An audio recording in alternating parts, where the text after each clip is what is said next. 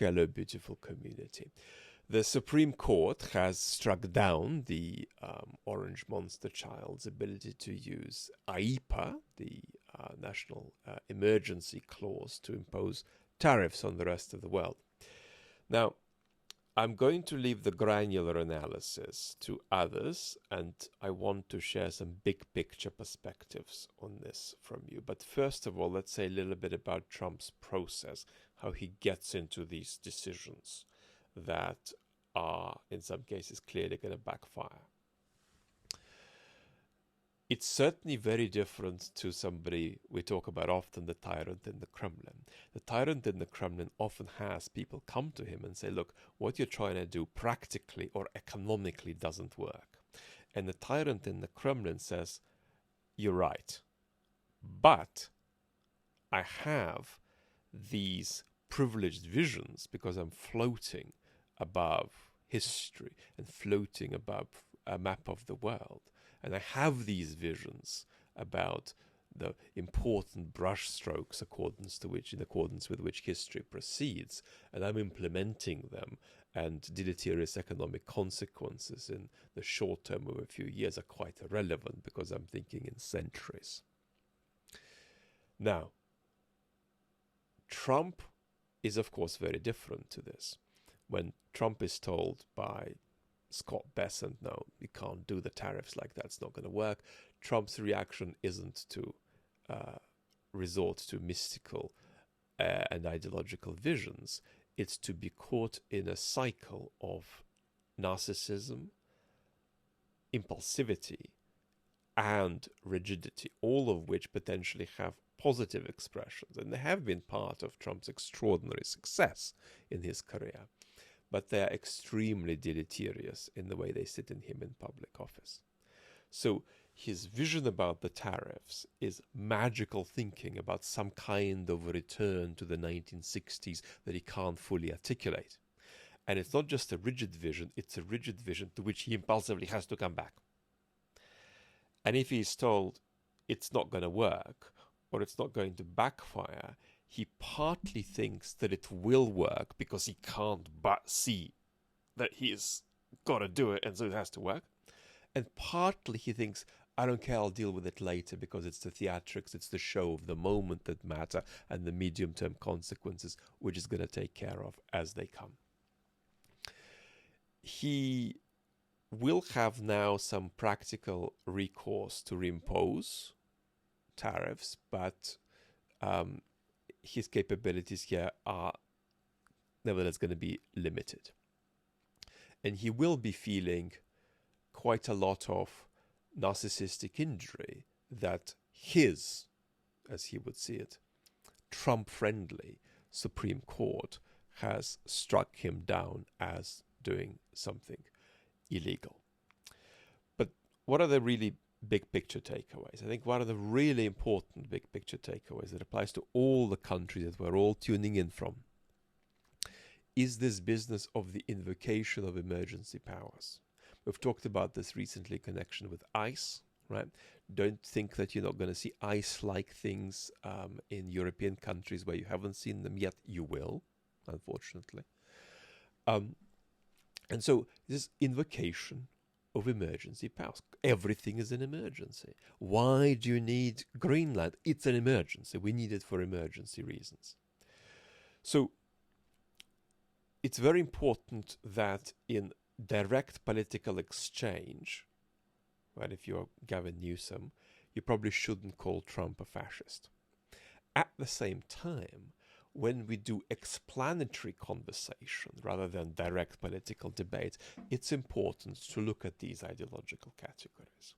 And there is an element of fascization here in the Trump administration, in their endless appeal to the idea of needing emergency powers because they're in an extreme situation, and if they weren't, then they wouldn't need them. And that partial fascicized wash goes together with a very important psychology of before and after that we always have to watch out in politics. We have to watch out for it. And that psychology says, I'm getting insecure that my microphone is not working, it's working. And that psychology says, we're going to do all kinds of nasty things now. They are things that we would normally say are not acceptable. But we're going to do them now in the before, because it's doing them now in the before that's going to get us to an after that's going to be fixed by the bad things we do. And moreover, there's going to be a kind of a relation of quarantine, a relation of moral purity between the before and after. In other words, nasty things we're going to do in the now are not going to impact us in the after. And in the after, we'll of course go around saying that the sorts of things we did in the before are things that one normally shouldn't do, but in that particular context, they were the right thing to do, and their ethical implications can be insulated. So if I declare an emergency now because I need to buy a few bottles of Chateau Yquem from 1789, of which there probably are like 3 or 4 in the world, and I need to cover my medical bills, and so I'm declaring an emergency. I'm temporarily taking control of all the bank accounts of everybody in the beautiful community. Now, that's not a good thing to do, but once I clear the emergency, once I sort out my medical bills, and once I get those bottles of 1789 Yquem, I'm going to declare the emergency is over and return your bank accounts to me, back to you. And what's very important is going to be this separation, because what I would have done would have taken place in a special circumstance of emergency. It will have no moral import for the time after, because once I've fixed this problem and I've got these 2 bottles of wine,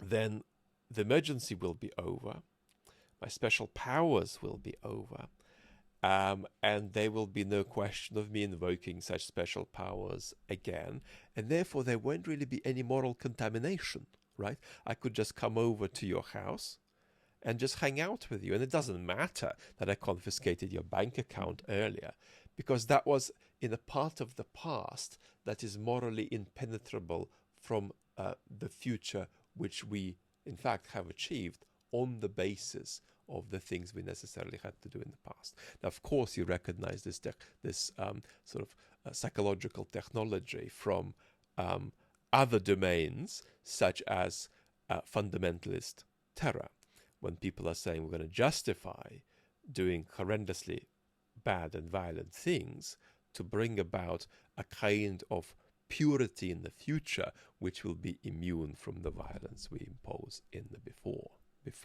and after. So it's very, very, very, very, very, very, very, very, very, very alarming when your government endlessly resorts to emergency powers on issues which are challenging, but which do not constitute an emergency. Right? I mean, we should really, really be on alert when our governments begin to do that. The Trump administration has been doing that left, right, and center. Now,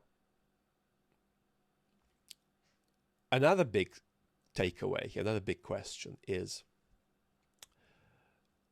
what does it mean for institutional checks on Trump, right? Is it good news because Trump is being checked, or is it bad news because he's being checked in this way, but has actually not been checked in many others? And the thing to say here is that US democracy is the sickest of all the major Western democracies, but it is still institutionally more resilient than many European democracies whose current democratic culture is less unhealthy than that of the United States.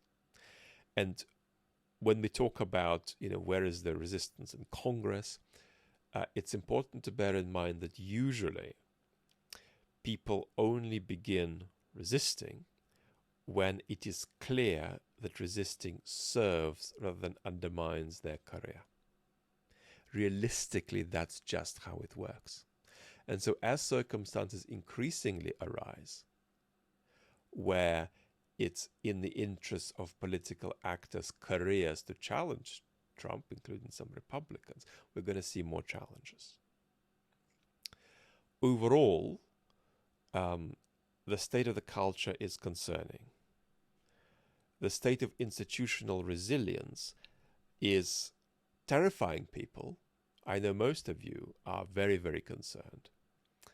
But actually, in the historical scheme of things, there is still a significant, I'm just boldly making a claim here, I'm not going to justify it, but this is just my read. There's still a significant amount of institutional resilience left in the system in the United States.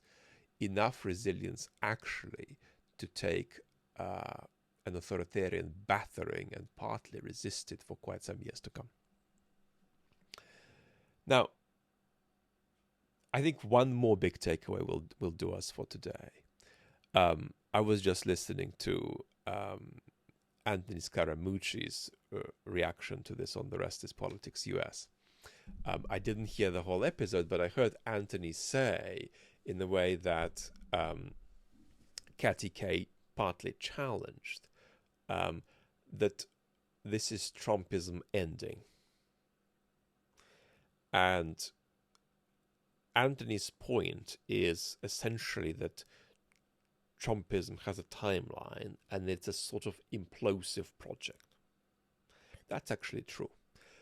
Katty Kay, on the other hand, said, yes, he has taken a blow, but he's still going to be there for a long time, and he's still going to cause a lot of havoc, and he's going to bounce back, and he might even radicalize. So how do we adjudicate that? Well, of course, part of what Anthony is doing there is, in fact, just reassuring the world and reassuring Americans that America can come back from this. The way I'd recommend you to think about this is actually to be quite liberally open to the thought that Trumpism is an implosive project that will implode, but that it shouldn't follow in your mind from that you then get a kind of democratic renormalization. So Trumpism is absolutely going to implode and collapse. But I mean, the only way it wouldn't is if you could paint a very plausible story linking Trumpism with the authoritarianism to come in the 2030s in America. And I'm strongly suggesting that the real story is going to be that there are going to be more differences than similarities there, and therefore we shouldn't call the authoritarianism that follows Trumpism. So Trumpism is going to implode. There's no question about it. It has a shelf life. And in many ways it has difficulty outliving Trump's own career. But it doesn't follow from that you get a democratic reset. It follows from that you're going to get even bigger challenges to democracy coming from the authoritarian X-right in the 2030s that we're going to have to deal with. So yes, it's actually pretty okay to go some way towards Anthony's thought that Trumpism is a story that's going to blow up, and it's going to blow up in the short to medium term. But don't conclude from that there's some kind of automatic, early Francis Fukuyama style democratic reset. That ain't happening. There are going to be even bigger challenges. And that's why the key task, even amidst all the chaos we're seeing now generated by the Trump administration, the key task is to combine trying to challenge and defeat Trump with using Trump as a dummy, as a practice, to get oneself into shape, to take on actually the nastier and more disciplined authoritarians to come in the 2030s. So that's my 2 cents by way of a big picture. Lots of love, beautiful community. Talk very soon.